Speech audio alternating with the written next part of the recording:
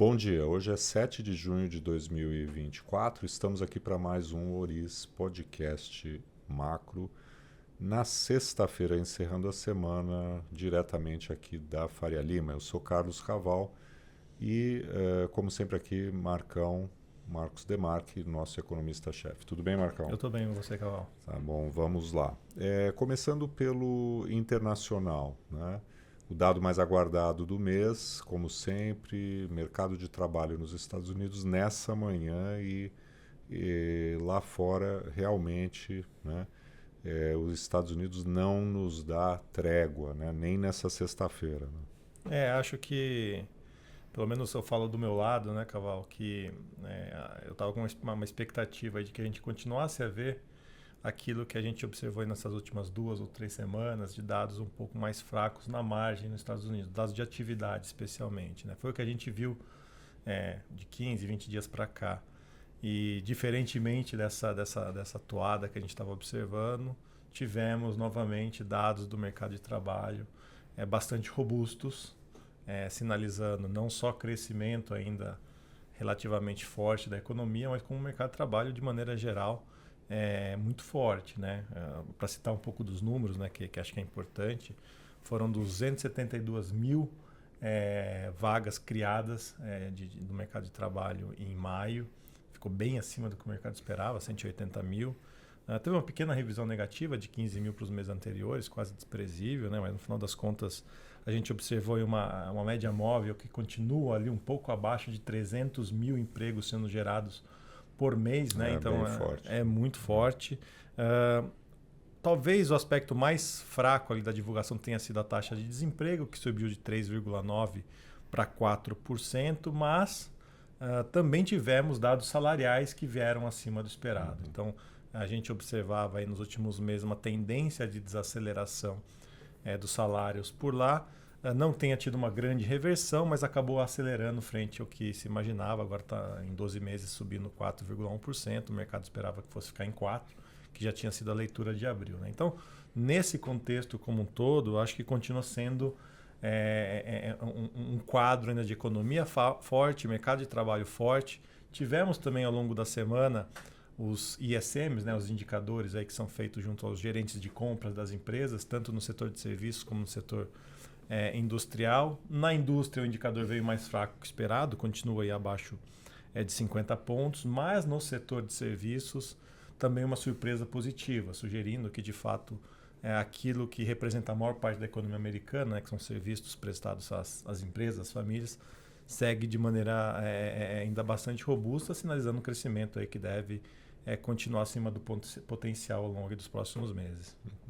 Bom, então isso mantém, né, aquela visão de corte de juros nos Estados Unidos apenas no último trimestre do ano, né? A expectativa aí, a precificação de mercado.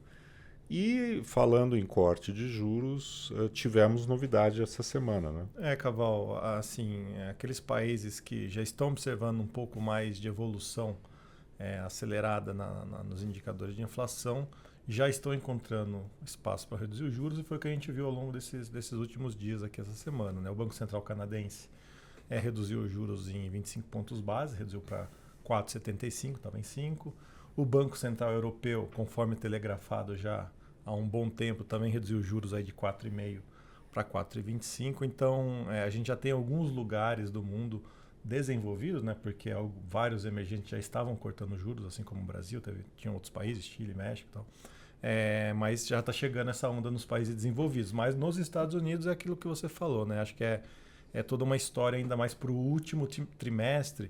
E acho que um ponto importante a ser ressaltado nesse aspecto é que vários membros do Fed têm dito a seguinte coisa: antes da gente ter uma confiança de que dá para reduzir os juros, precisam algumas divulgações benignas. Né? Então, como a gente não teve uma divulgação benigna hoje no sentido de menos crescimento, menos inflação, vamos ter que esperar mais um mês, né? Barrigar essa tão esperada desaceleração da economia, inflação e mercado de trabalho. Uhum.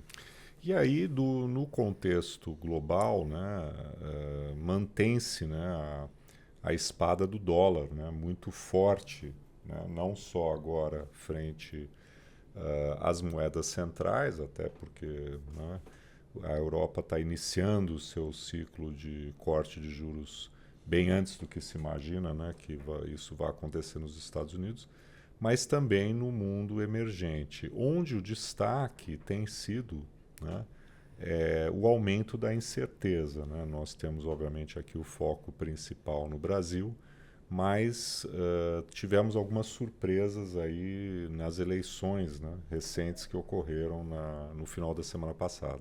Eu acho que o ponto central desse tipo de análise é que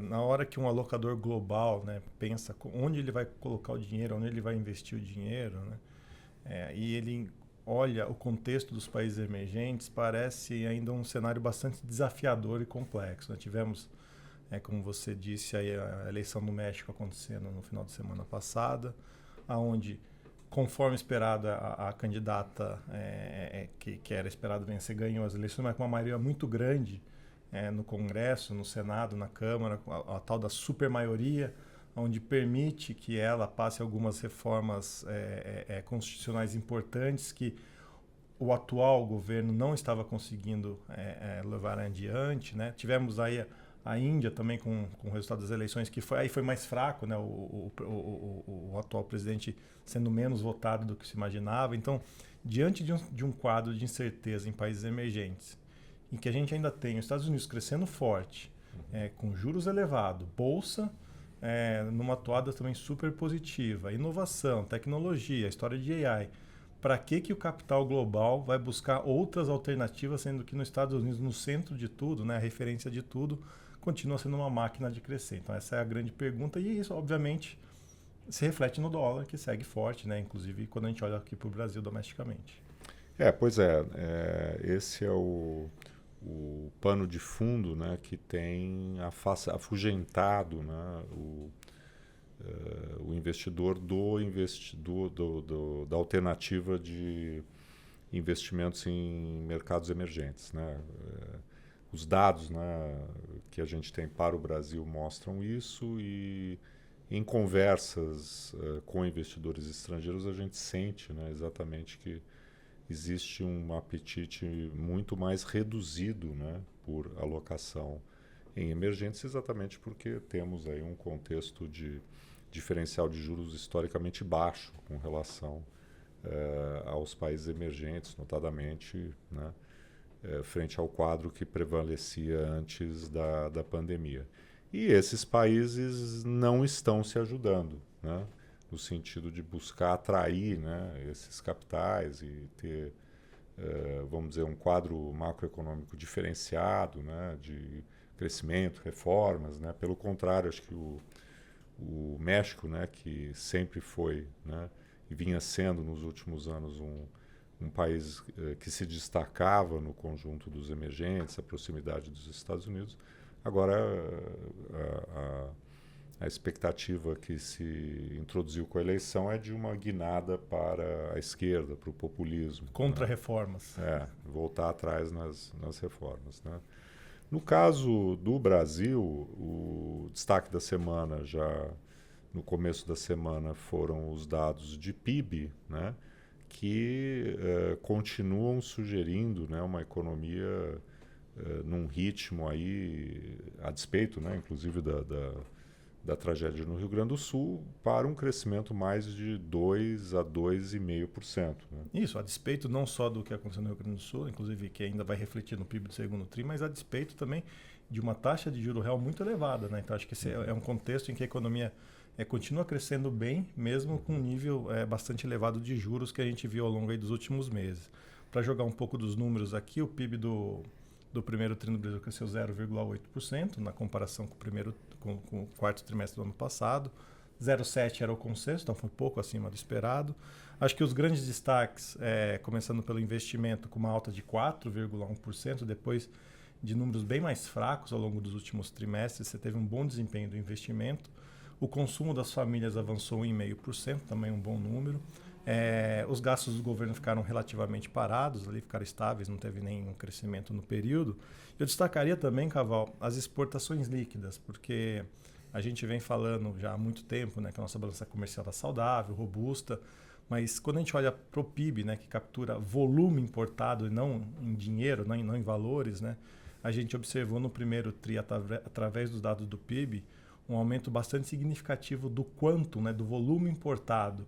E tudo indica que tem a ver com esse número mais forte do investimento, porque o investimento muito forte, normalmente o Brasil tem uma produção limitada de bens e equipamentos, acaba importando, e acho que isso traduz um pouco desse momento do investimento a despeito dos juros, como a gente tem falado, né? O que é muito positivo, porque isso significou que a chamada absorção doméstica, né, a demanda interna, vamos dizer, da economia, de consumo, de investimento, de gastos do governo, foi muito forte, foi inclusive acima, né, Isso. desse 0,8, se não me engano foi 1,7. 1,7. Né? 1,7. E aí você teve uma redução de quase 1 ponto percentual derivada aí do setor externo, né, notadamente a pujança das importações, o que, do ponto de vista, né, de uma economia que cresce, faz parte, né, e aliada ao crescimento do investimento, o dado foi nesse sentido bastante positivo. Agora, no contexto, né, da discussão da política monetária, né, de novo nós estamos com aquele dilema, né, de uma economia que cresce, né, acima daquilo que se imagina ser o seu produto potencial, desemprego muito baixo, né? A expectativa de inflação, ela, na leitura da última segunda-feira, refletindo a sexta passada, né, ainda sobe. E temos nesse contexto um dólar que finalmente, né, se moveu acima de R$ 5, mais significativamente, aí, beirando aí hoje os 5,30, compondo, né, um quadro mais complexo, né, para o Banco Central. Né? Eu destacarei exatamente o ponto que a gente insistiu no podcast que a gente gravou 2 semanas atrás, né, que o foco era no Focus. Né? Então, a gente continuou observando uma deterioração das expectativas de inflação desde então.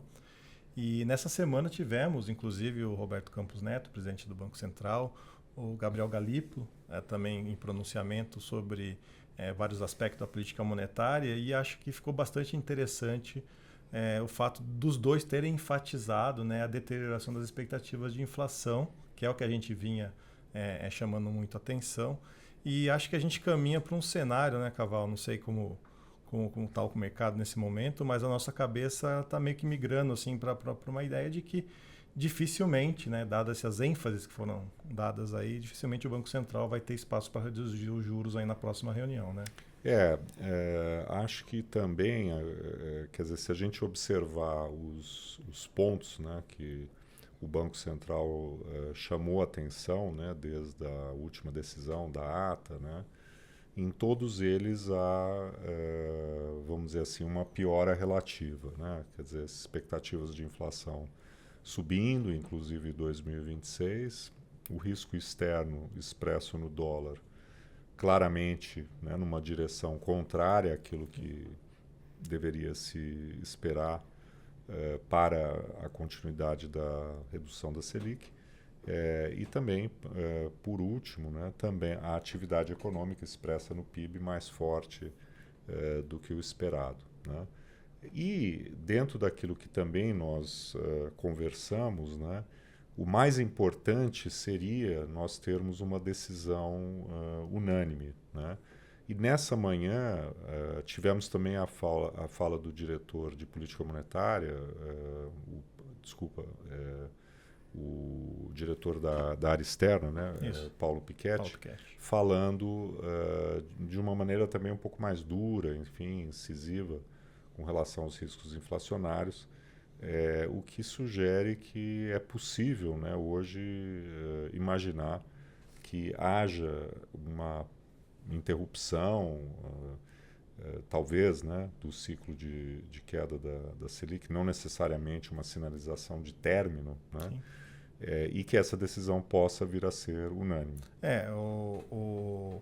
O tom do professor hoje, Paulo Piketty, do Gabriel Galípolo, do Roberto Campos Neto, nesses últimos dias, para mim ali tem um tom de consenso, assim, de que talvez, assim, um pouco tentando ler um pouco as entrelinhas ali do que foi dito, né?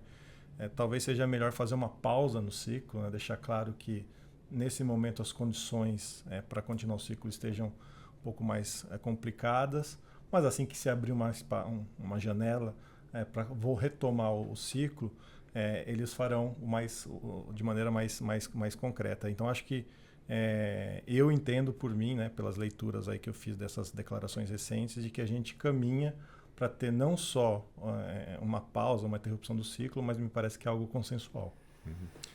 Seria, né, sem dúvida, a melhor opção nesse momento, né, porque é o que a reancoragem, vamos dizer, das expectativas reclama, né, uma decisão mais dura do Banco Central nesse momento, né, e isso, dentro de um contexto de unanimidade, adquire uma força muito maior, né, sobretudo sob as expectativas de 2025 e também 2026, que é o que precisamos agora, num momento em que finalmente, né, o que vinha sendo um ator coadjuvante nessa discussão toda, que é o dólar, ele também, né, se manifestou numa direção negativa, né? Então, acho que não é hora, né, da gente ter o tipo de decisão mais, vamos dizer assim, amadora, né, que acabou ocorrendo na última reunião e algo, vamos dizer, uma resposta mais madura do Copom nesse sentido seria, né, claramente a interrupção do ciclo com uma votação unânime, né? Bom, acredito que falamos já bastante aqui desse quadro todo, né? Na semana que vem, o que temos de destaque? A inflação americana, né? Assim, a gente fala que o mercado está todo mês esperando a próxima divulgação do mercado de trabalho americano, sendo os principais indicadores aí, talvez no mundo do mercado financeiro, mas também o foco na inflação muito grande, obviamente, chama atenção para o CPI americano, que vai sair o dado referente a maio e também na próxima semana. Ok, então na semana que vem estaremos de volta, vamos falar da inflação americana, da reação dos mercados e desejando aqui um bom fim de semana a todos e todos que têm nos honrado aí com a audiência.